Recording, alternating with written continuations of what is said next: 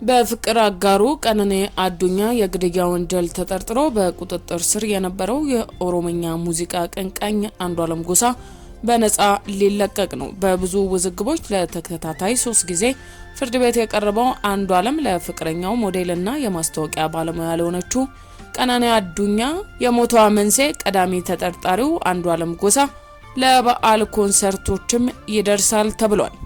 የልጃቸውን እርም እንኳን በአግባቡ መወጣት አልቻልንም፣ ብዙ ማስፈራሪያዎች እየደረሱብን ነው ያሉት የቀነኔ ቤተሰቦችም የኢትዮጵያ ሕዝብን የልጃችን ደም ፈሶ እንዳይቀር ያሉ ቢሆንም ከምንጣፉ የደም ምርመራ የፎረንሲክ ምርመራ በተመለከተም አንዱዓለም ላይ ይጠቁማሉ የተባሉት ቀነኔ ያሳለፈቻቸውን ከባድ ጊዜያት የደረሰባት ጥቃት የተመለከተውን ፍርድ ቤቱ በአሁኑ ነጻ ሊለቀው እንደሆነም ሰምተናል። የኦሮምኛ ሙዚቀኞችና ዓለም አቀፍ ጋዜጠኞች በዚህ የመከሩትና ከዘር ጋርም በማገናኘት ልጃችን ነጻ እናውጣ እንዳሉትም አንዱዓለም ጎሳን ነጻ እንደሚያወጡትም እየተነገረ ያለው። እኛም በጉዳዩ ዙሪያ ዝርዝር መረጃዎችን ተመልክተናል፣ በስፋትም እናደርሳችኋል። ሰላም ጤና ይስጥልን የተወደዳችሁ የፊሽታ ሚዲያ ተከታታዮቻችን፣ በያላችሁበት የበዛ ሰላም ለእናንተ ውድ ተከታታዮቻችን ይሁን እያለን ሰሞነኛና ወቅታዊ መረጃዎችን በትኩስነታቸው ለእናንተ ውድ ተከታታዮች ይዘን ተገኝተናል። እናንተም ለቻናላችን አዲስ ከሆናችሁ ቻናላችንን ሰብስክራይብ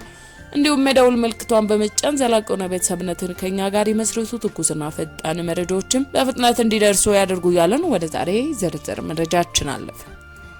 ወደ ዛሬ ዝርዝር መረጃችን ስናልፍ ድምጻዊ አንዱዓለም ጎሳ በቀነኔ ግድያ ተጠርጥሮ ከታሰረ ዕለት አንስቶ በዚህ የቀነኔ ወላጆች ልጃችን እንደዚህ አይነቱን ውሳኔ አትወስንም ሲሉ ልጃችን ደሟ ፈሶ እንዳይቀር በማለትም ለመላው የኢትዮጵያ ሕዝብም አብራቸው እንዲቆም ጥሪ አቅርበውም ነበር። ይሁን እንጂ ከቀነኔ ሞት ይልቅ የአንዱዓለም በእስር ላይ መቆየት የለበትም ያሉ የቀነኔ ወላጆችን ሀዘናቸውን በአግባቡ መወጣት እንዳይችሉ ነገሩ በካሳ ይለቅ ከሚለው ሀሳብ ባለፈም ልጃችንን እናድነዋለን ሲሉ አባገዳዎች ሳይቀሩ ወደነ ቀነኔ ወላጅ አባት አዱኛ ዋቆ ጋር በማምራት ብዙ ገንዘብ እንከፍላለን ከሚለው ባለፈ እኚህ ልጃቸውን የቀበሩ ቤተሰቦች በአንዱዓለም ወዳጆች ታጅበው እስከ ማስፈራሪያ ዛቻዎች ይደርሱባቸው እንደነበረም የተናገሩት የቀነኔ አባት አዘኔን ተቀምጬም እንድወጣ አልፈቀዱልኝም ያሉትንም እናስታውሳለን። ታዲያ ታዋቂዎቹ የኦሮምኛ ሙዚቃ አቀንቃኞች ሳይቀሩ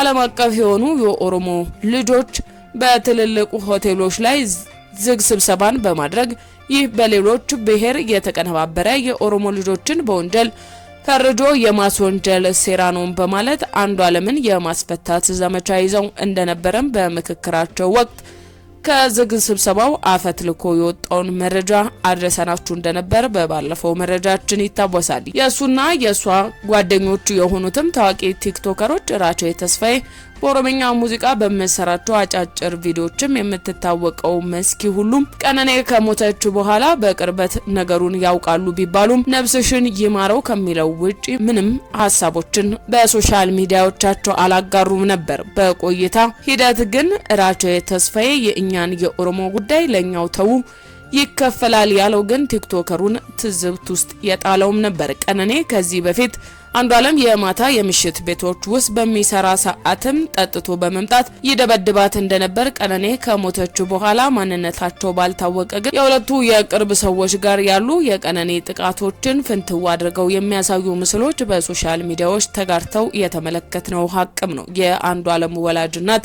ልጇ ከጠጣ አብሾ እንዳለበት መናገራቸውንና ቀነኔ ከሞተች በኋላ እናት ልጃቸው ጋር ልጄ አፌን ደምደማለኝ ማለታቸውን በቀብር ሰዓት ደውለው ስለመጠየቃቸውና የቀነኔ መሞት ታውቋቸው እንደነበር መናገራቸውም አይዘነጋም። ታዲያ በዚህ ሁሉ ጥቃት ውስጥ ያለፈችው ቀነኔ ያ የደረሰባት ጥቃት በራሱ በአንዱዓለም ላይ ሌላ የወንጀላ ክስ ሆኖ አንዱዓለም በሕግ ከለላ ስር ሆኖ ይቆያል ቢባልም አንዱዓለም ጎሳ እስካሁን ከተሰሙ ምስክሮች እንዲሁም እየተጣሩ ካሉ መረጃዎች አንድም አንዱዓለም ጎሳን ተጠያቂ የሚያደርግ ወንጀላ አላገኘንም ሲል የምርመራ ቡድኑ ለፍርድ ቤትም ያሳወቀው። ይህ በመሆኑ ምንጣፉ ላይ የተገኘው ደም የፎረንሲክ ምርመራም ከደረሰ በኋላ ድምፃዊ አንዱዓለም ጎሳ በነጻ እንደሚለቀቅም የተነገረው የቀነኔ ላይም ይደርስ የነበሩ የተጋሩ ምስሎችን አስመልክቶ እስካሁንም በጉዳዩ ዙሪያ አንዱዓለም ላይ ሌላ ክስ ይሆናል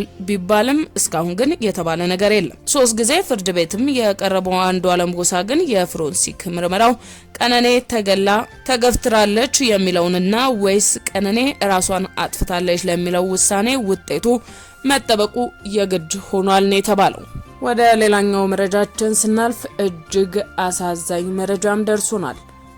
ህይወት እንደ ሸክላም ናት። ትላንትና የሆሳና በዓልን አክብሮ ዛሬ በህይወት የለም። ዮናታን ሰለሞን ይባላል። የኢቢኤስ የካሜራ ባለሙያም ነው። 31 አመቱ ሲሆን በኢቢኤስ በካሜራ ባለሙያነት ለ6 አመታትም አገልግሏል። ትላንት በባህር ዳር ከተማ ሆሳና በአርያም በማለትም በዓሉን አክብሯል። ለወዳጆቹም እንኳን ለሆሳና በዓል አደረሳችሁ፣ ሆሳና በአርያም መልእክቱን በፌስቡክ ገጹ ላይም አስፍሯል። ትላንት ከባህር ዳር ተነስቶ ከሰዓት በኋላ አዲስ አበባም ዘለቀ። ወደ ኢቢኤስ አምርቶም ካሜራውን አስገብቶ ወጣ። ይሁንና ትናንት በመኖሪያ ቤቱ ህይወቱ ማለፉም ተሰምቷል። ዮናታን ሰለሞን ባለትዳር ሲሆን የአንዲት ሴትና የአንድ ወንድ ልጅ አባትም ነበር። የቀብር ስነ ስርዓቱም በቀጨኔ ደብረ ሰላም መድኃኔዓለም 8 ሰዓት የቀብር ስነ ስርዓቱ ይከናወናል ተብሏል። ታዲያ ለቤተሰቦቹና ለወዳጅ ዘመዶቹ መጽናናትን እንመኛለን።